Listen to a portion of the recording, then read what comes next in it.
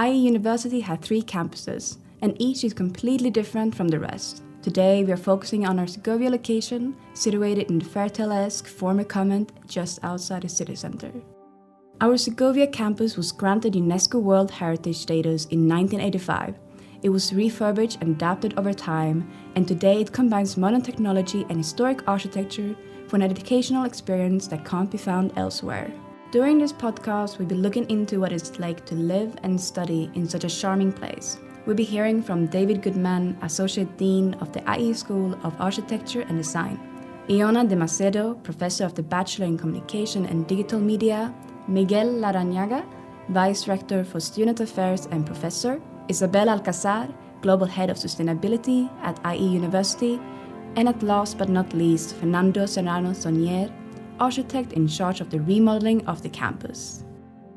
They will guide us through the different aspects that make Segovia Campus what it is, a unique space that draws from the past to shape the leaders of the future. Inspiration. History is a source of inspiration, but you need sensibility to feel that. Okay? If you have this kind of sensibility, this is a complete source of creativity. The monastery of Santa Cruz La Real was built on top of Roman ruins in 1218, but it was only a convent for a while. In fact, its function has changed throughout the years, from a Dominican convent to an orphanage, to a prison during the French invasion, to a retirement home, to the university that it is today. We have more than 2,000 years of history here. It was occupied by the Romans. We found Roman remains here, and it was the first foundation of the Dominicans in Spain. This place has been always a place for ideas. Studying was mandatory for the Dominicans, and they created a school for the young friars. So I think today we are closing a circle 800 years later. Okay, we are offering new degrees, new bachelor for young people also. So it's perfect. The new use of the building is perfect. Every little corner of our campus and this very place here tell a story about 400 years ago, 300 years ago. It's as if we were stepping into a magical space. If Harry Potter were from Southern Europe, here would be Hogarth. There's language in this building, languages in the building. There's all sorts of ways that this building is communicating with us. You may not be able to articulate what the building is saying, but you get the messages. This building is always sending these messages. Why is it important broadly to maintain buildings like this? I think on the one level, there's a sustainability argument to be made that the best building is the one you don't have to make new. But then there's the maybe a more emotional argument for why we want to maintain things. And that is to maintain our position as part of a continuum.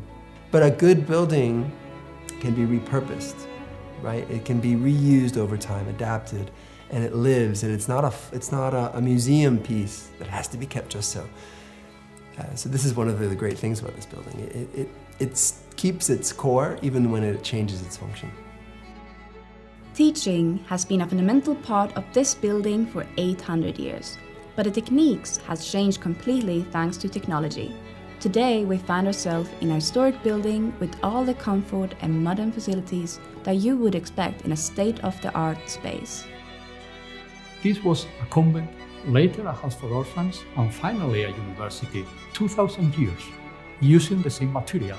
Because what we have done is to use an old building for a new function. And we can say that it's not so new, because the Dominicans used to teach also here.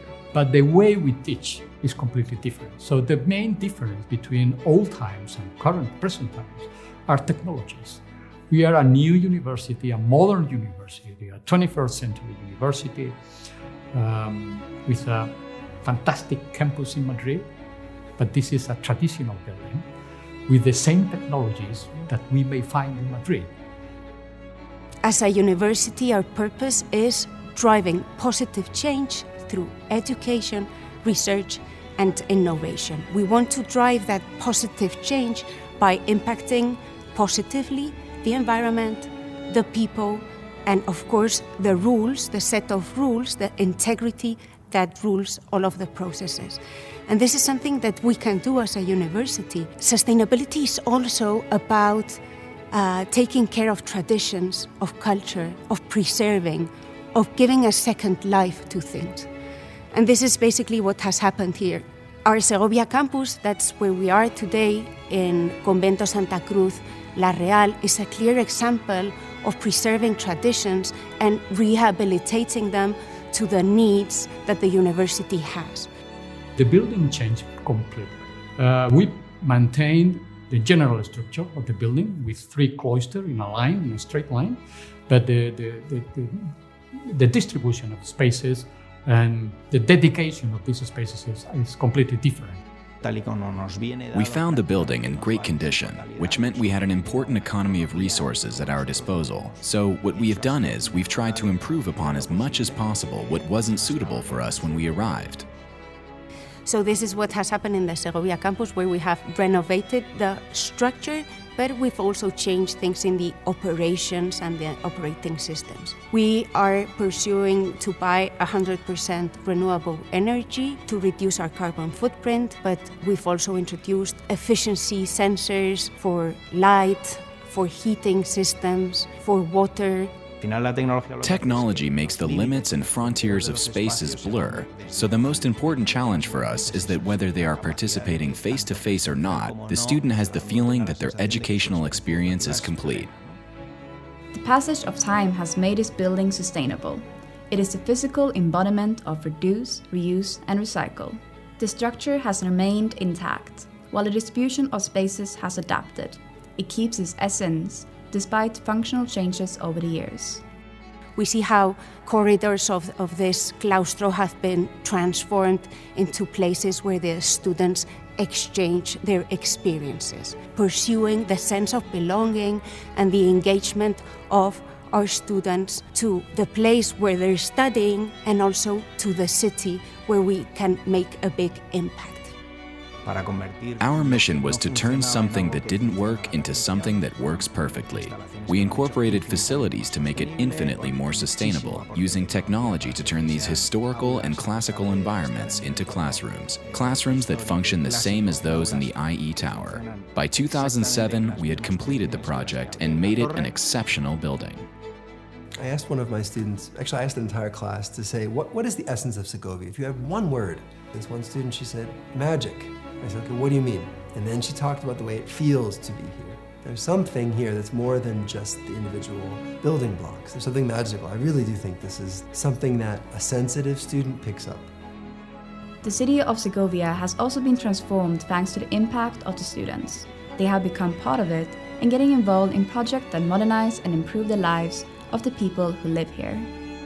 The Creativity Center is a way for students to establish a dialogue with the community. So every 4 times a year, they organize exhibits here that are open to the public. You always see life in the town because there are always students around. There is a very kind of family-like environment. Physically, the community is very tight, so students know each other. And so that fosters transversal experiences, and that fosters exponential creativity because you have individuals from architecture, design, business administration, law, communication who come together and bring their talents and skills to create something new. This is a place that feels like a space for reflection. Again, the sound, the coolness of the air, all of it, it makes this a space where one wants to reflect. If you're in a box in the middle of the city, you don't want to hear the city outside. That's pollution, that's noise pollution. Here, if I open a window in my classroom, I hear the river, I hear birds. I don't consider that noise pollution, I consider that kind of a connection to the place. At the same time that you are surrounded by monumental historical buildings, you're also surrounded by wild nature. There's a very soothing feeling about this walk, La Alameda, as they call. In fact, Antonio Machado, who lived in Segovia, he writes about that walk too. What's special about it is this sense of timelessness. For instance, when we come to commencement week, that we have graduation day, we also think as we're sitting there that, wow, Isabel de Castilla used to come here to worship. So there is this sort of circular idea that as humanity, there are cycles of beginning and end. And so time coexists. It's like a capsule. And it's a very, very special feeling that we come from somewhere and we are going somewhere. Today, we have technologies, but still we have down there, we have the remains of a Roman house. So for me, it's a symbol of the history, not only of this convent, but of the history of Segovia. Okay? And probably the history of the impact that this community of i.e.